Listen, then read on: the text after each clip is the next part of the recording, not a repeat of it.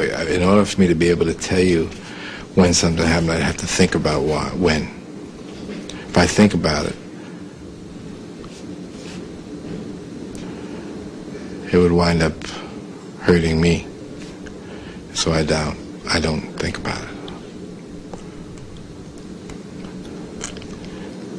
If I had a choice,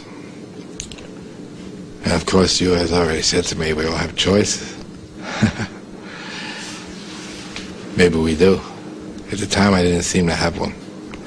But if I could have, I would like to be different than what I am. I would have liked to have been different than what I was, yes. It would be better. It would have been better for me. I would have liked to have had a better outlook on life.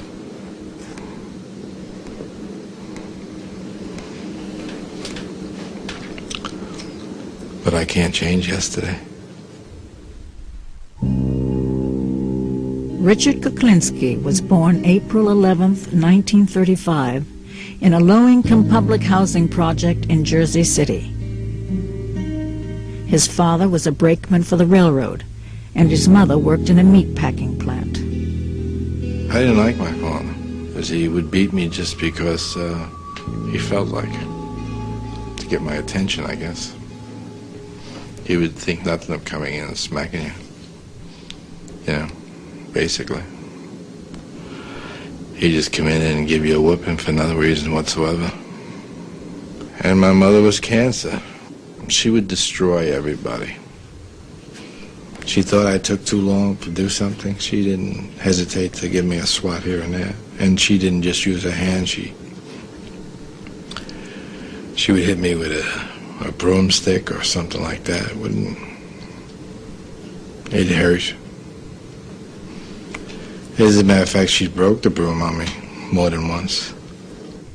Richard's mother believed that harsh discipline at home should go hand in hand with a rigid religious education. I was raised Catholic.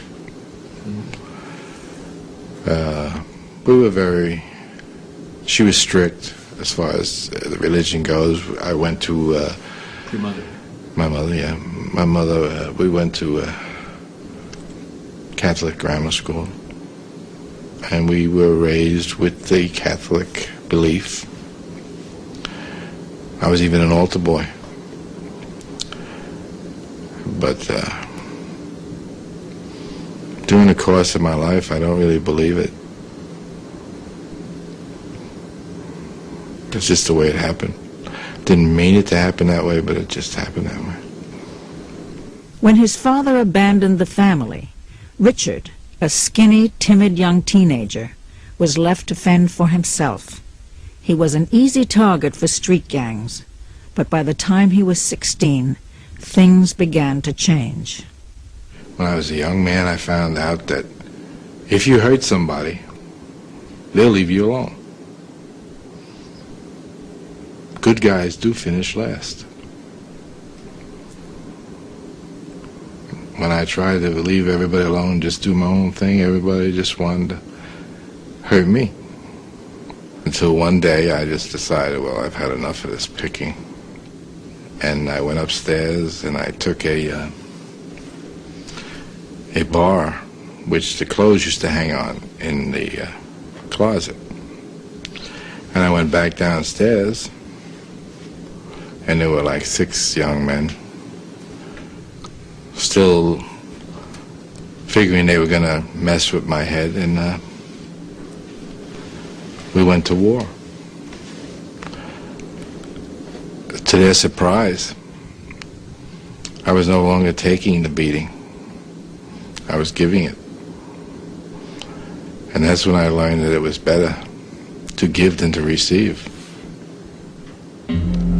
I've been known to hurt people for no reason. If you check out my background as I came up, I could be anywhere, and if somebody humiliated me, I would think nothing of hitting them with a cue stick in an instant. And the only thing they might have done was made me feel bad or challenge my authority at the time. Kuklinski's reputation as a tough guy with a hair-trigger temper grew. By the time he was 18, the abused had become the abuser. It wasn't long before he committed his first murder. I got into a fight in a bar. We got into an argument, a fight. And I hit him with a cue stick.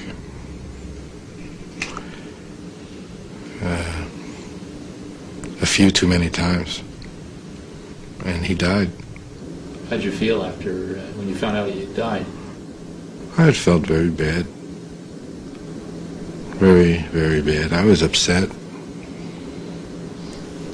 I didn't mean to do it, actually.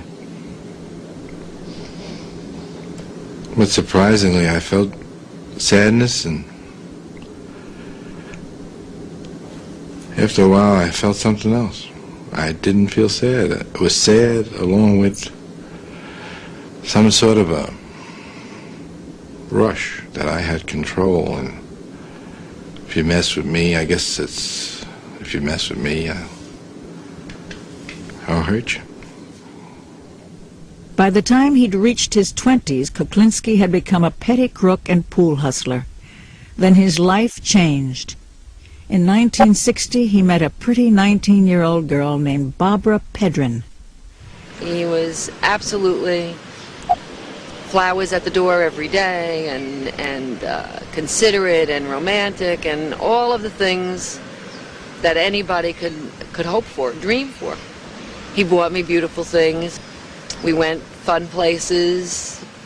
He was happiest when we were together. He was happiest when just he and I were together. He and Barbara had 3 children.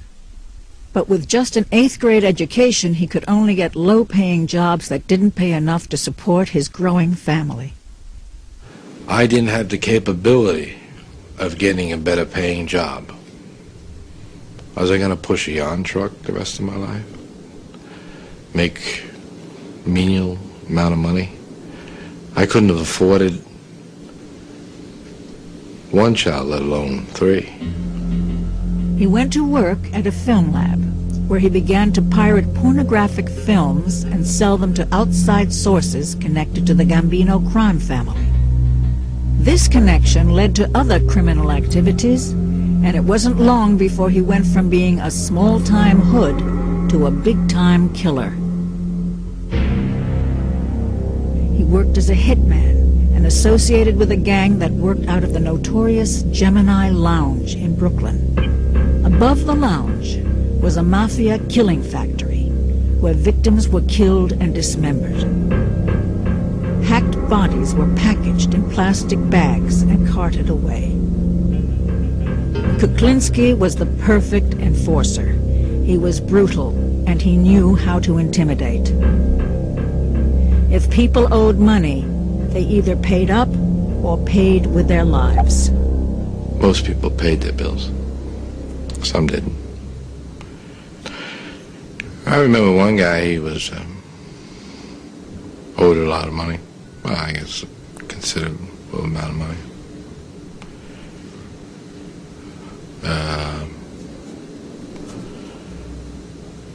He hid behind, he thought he could hide behind a door.